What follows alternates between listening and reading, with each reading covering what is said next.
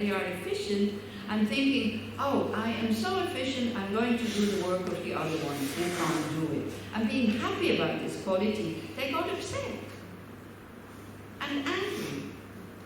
And then this wonderful system of equanimity that everybody gets something even they don't deserve it, is falling apart. And it's a shame. You know how many people, when I was 18, I heard about this system. I wanted to come to Israel because I thought it was wonderful. But then I never got the opportunity, I don't know why. But I think maybe this very strong wish with 18 to come to Israel, and that's why I'm sitting here now. Maybe this is where it started. I don't know, but then I never, but you know, people in Europe, they were so inspired about this system. And why did the system work at the beginning? Because there was a necessity. You could not allow yourself, no, if he's not doing the work, I'm not going to do anything anymore. Israel could not have been built up with such attitudes as you have now. Impossible. People understood how important that is. And people came from very, very, very bad conditions from the Holocaust, and some others out of idealism from America or whatever. Wanting, there was a meaning in slaving away at the beginning here, in making a state for the Jews where they are safe. Didn't work so well. You're not so safe. Because now you start to make divisions between Orthodox, ultra this and this and that. You're all Jews, come on. There was a time where everybody who was a Jew was included in that. Now you're starting to make divisions. Huh? It was never like this. Okay, it was never like this. How do you know? 200-300 years ago, it was never like this. In a shtetl in Poland. You remember? No, I don't remember. I just know the history. Okay. Okay. But anyway, the state of Israel, I think, is existing because there was this wish, there was this necessity, because of the suffering that has happened to the Jews, which is awful. I mean, what happens to people just because you belong to a certain kind of religion or a race or whatever, I mean, it's awful, but it keeps happening. Not just anti-Semitism, but a lot of other anti-whatever-ism. And we're part of it. The moment somebody is not conformed to what we want them to be, then the anti-ism is coming up. And we throw them out of our heart. That's what we do. Me included, by the way. I'm not so holy as you think I am.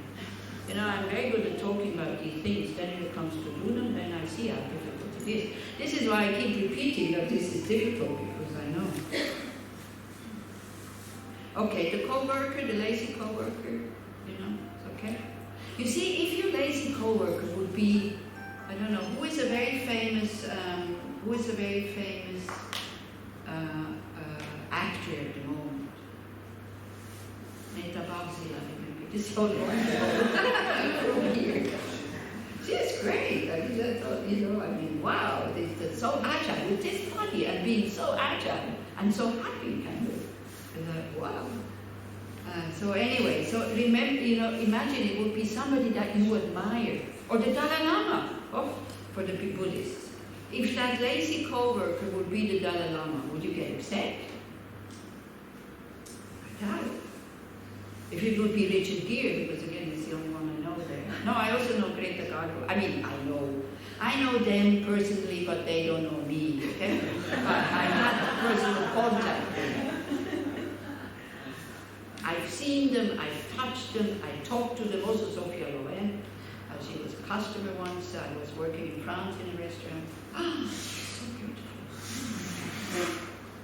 She had so much purity, so much pure beauty. I mean, no wonder she got so famous. I mean, you see her in person, not even big makeup, is like amazing. Very good body karma when people are so attracted to you. You couldn't help but look at her. So beautiful. And she was still young, of course, then when they get older, also it goes away. So is that okay with the co-worker? You hope so. What is a good technique to protect myself energetically? Sleep. Rest. Sleep. Don't fill your rest time with mobile phones, Facebook, this, that, wow.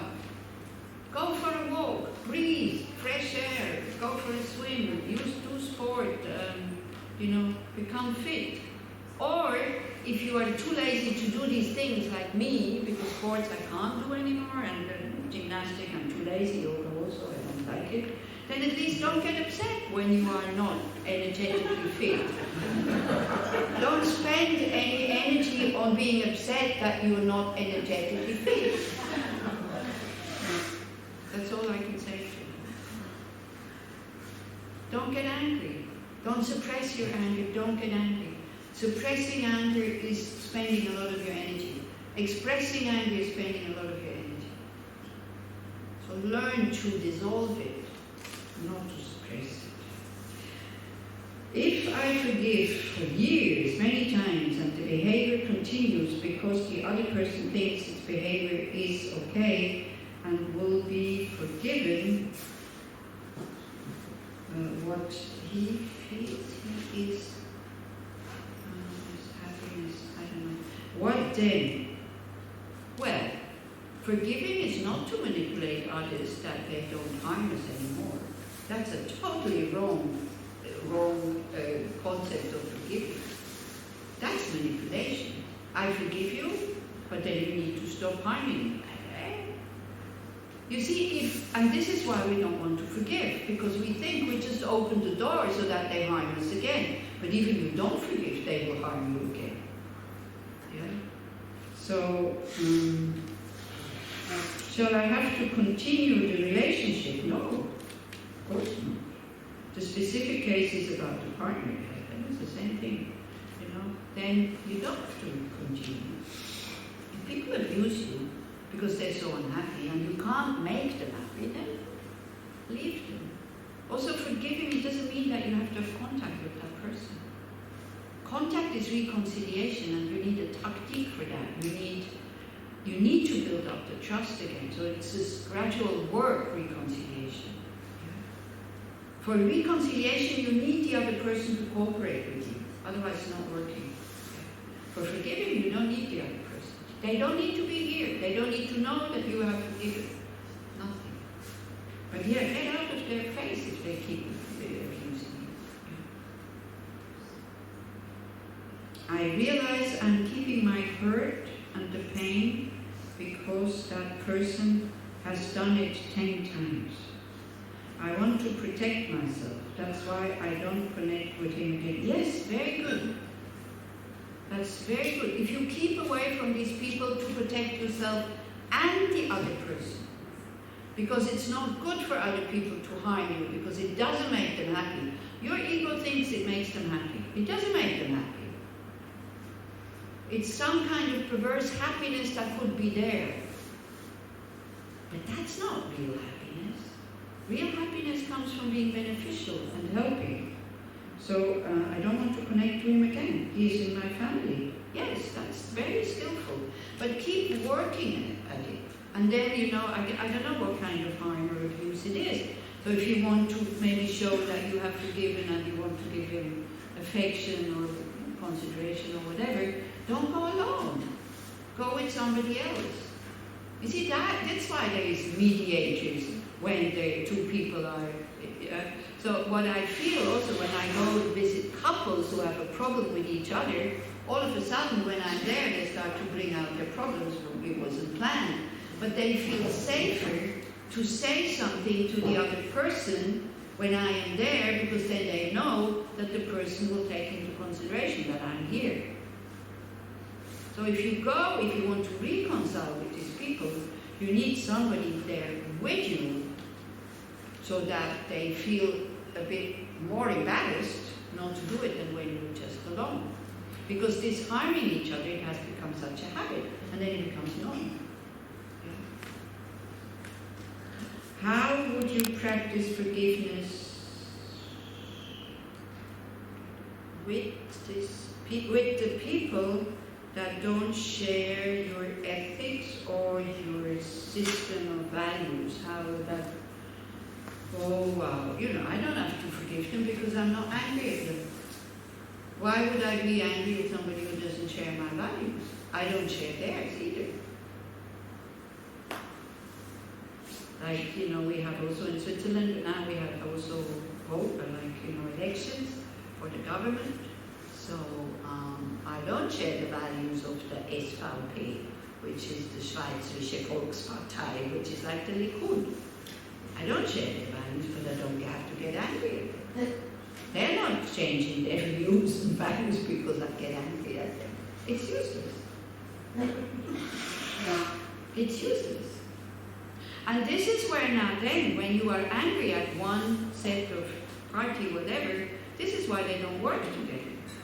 Because you only hear from when you have other values what they're saying, what is wrong, instead of listening, because sometimes even the Schweizerische Volkspartei says things that are quite reasonable.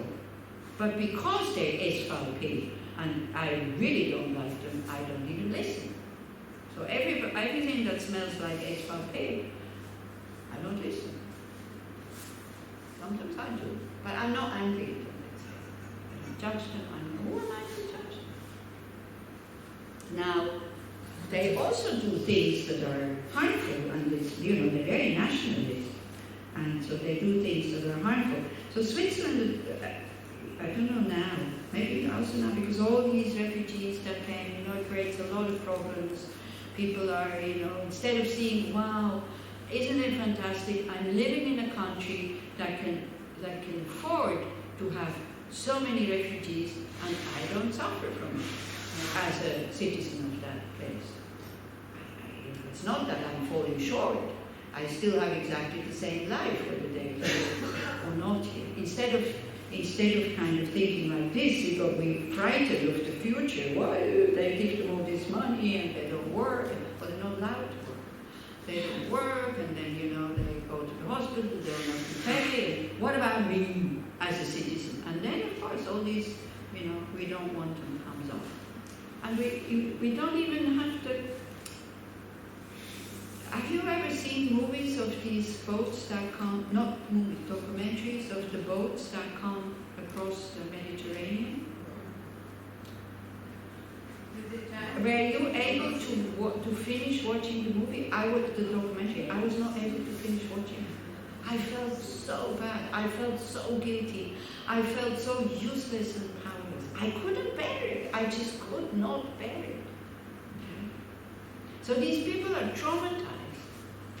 And then we say they're lazy because they can't work. We don't even let them work. Now they're starting to integrate them, and they have to do all these shitty jobs. You know, cleaning or emptying the garbage in the buses and all this. So it's such a big thing, you know. It's so difficult. So, but still, so I don't know how it is now. But I still remember we had one minister that was really totally SVP, and he was totally going like, you know, against all foreigners and blah blah. And he had to leave. I mean, the rest of the government, they said, sorry, we can't. It's not responsible to have you in the government to making decisions. So they chucked him out. So I don't know if that would happen now, if somebody comes with these kinds of views that he had. Yeah. So yeah, Switzerland has a very good social system, but we have also quite a lot of racism in Switzerland. So, because Switzerland is very protective.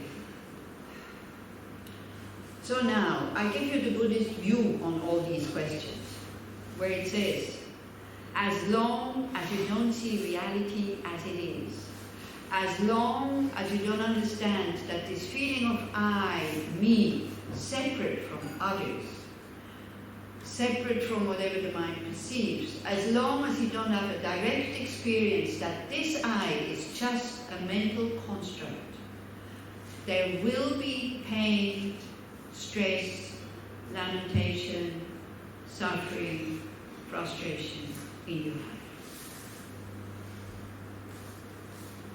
What is the answer?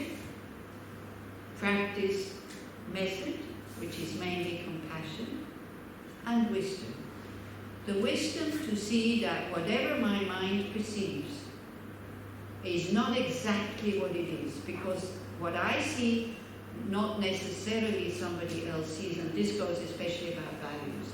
And then also to see, you see, I mean, we have people who are totally manipulated to become violent and to think that this violence is a good thing, because then if they blow up a few other people, then they go into paradise, whatever.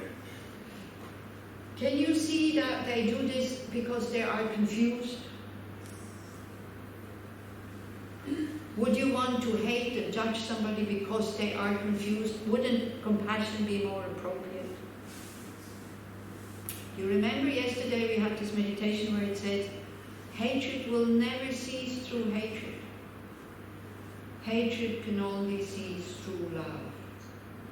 But there's a very nice book also on reconciliation by the Dalai Lama and Desmond Tutu, which is called, I forgot. What is it called? Something about happiness, I think. What is It's it called the Book of Happiness. Huh? The Book of Happiness. The Book of Happiness. And both of them, both come from so much suffering. The Dalai Lama had to leave his country. Many people died. Yeah. Starting somewhere totally new. And Desmond Tutu with, South African racism and the white people and all this. So they talk about their experience, how they work with these things. It's very inspiring, And this is why, actually, I got interested in Tibetan Buddhism.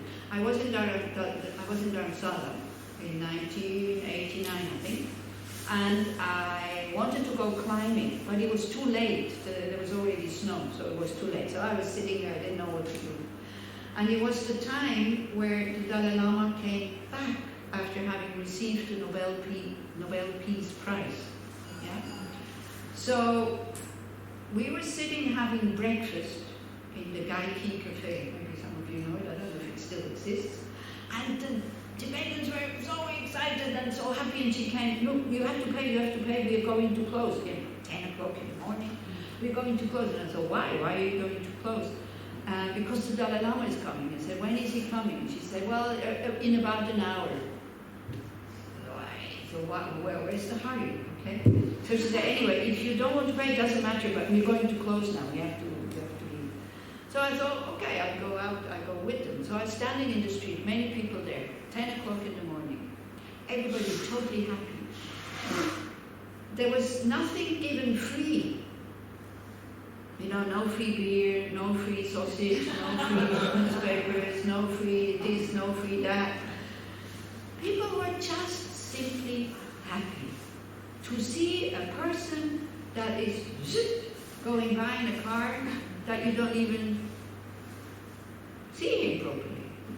But there was so much love and happiness in that atmosphere. And I was really impressed.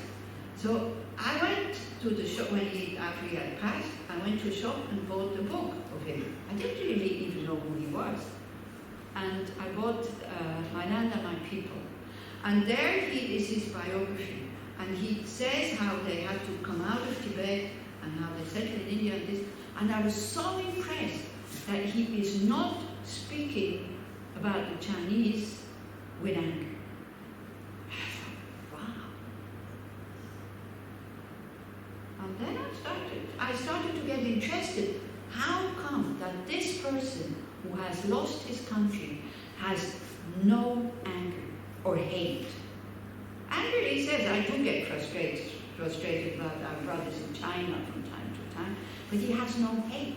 And he doesn't, if I hear, what's his name in Lebanon, this one from the Hezbollah, Nasrallah, whatever, if I don't understand what he says, but if I hear him talk about, there's no love, there's no compassion there, there's only hate.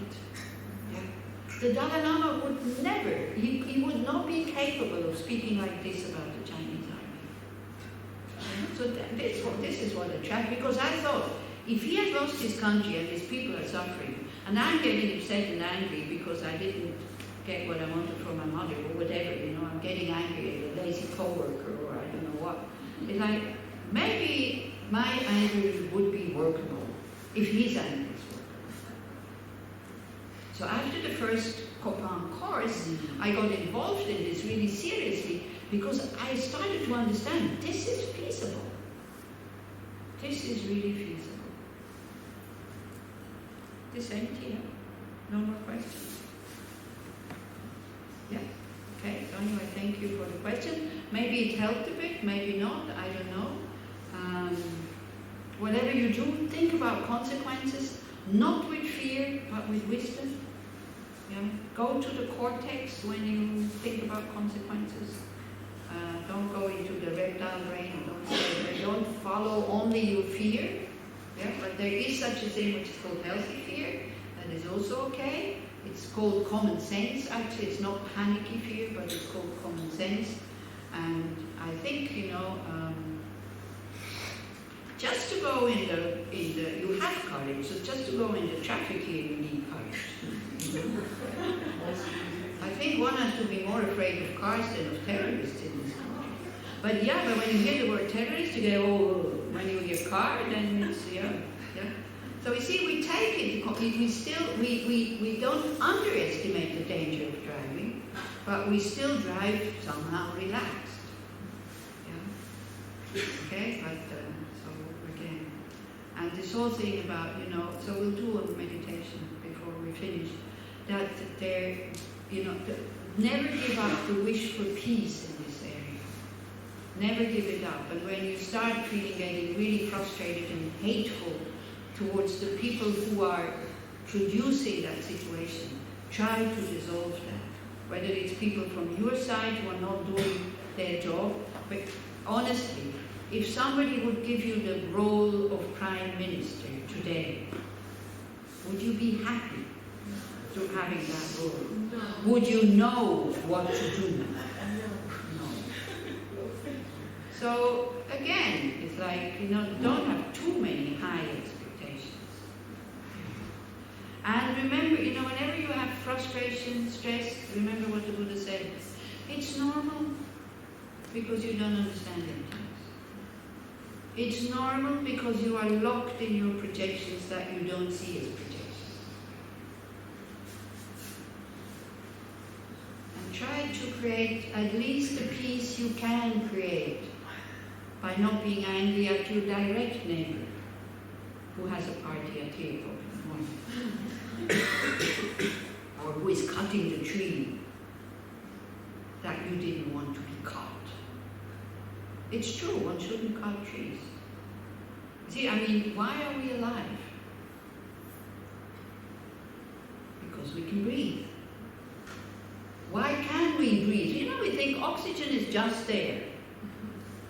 Oxygen is not just there. Oxygen comes because the trees transform the non-oxygen, which is called CO2, into oxygen, so we can breathe. So who in their right mind would cut trees just to make another shopping center? So now you can either get really angry at these people because they want profit, they want to earn a living, they want to do this and that. Or you can maybe stop going to the shopping center and buy local. And not always buy the cheapest thing just because it's cheap. Cheap things have a high price. And the people who pay the highest price are the people who produce the cheap things. So instead of being really happy about having found the thing that is really cheap, think about these people and say thank you for working for so little money that you can afford to buy what you want to buy. The society we have in the West, it has never been so comfortable and so I see people on a Tuesday evening in Switzerland in the park drinking Prosecco and eating, salmon. 100 years ago, it was only the kings who could do that. Now, every ordinary person can, have all these luxury goods. Now, if these luxury goods make us happy, okay, have them, but they don't. And they have many, many side effects, of which everybody suffers. not only those who are, consuming these things. So we have a responsibility. I know that we as an individual, we cannot do much. Now, talking about environment and injustice and all this. But we can do something. We can really become more conscious. And if somebody points it out to you and says, look, you can be more conscious and da-da-da-da-da, don't get angry at them. Say thank you. Yeah? Okay, we do last reflection, sending out some love, if possible.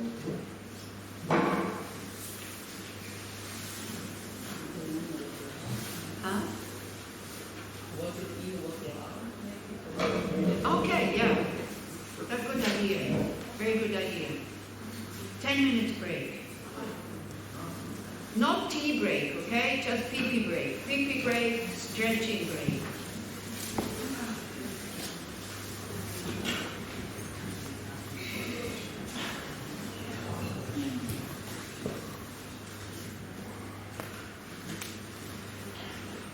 Anyway, it's 5 to 6. We still have to wait an hour and 15 minutes for whatever. Yom Kippur finishes at 10 to 7.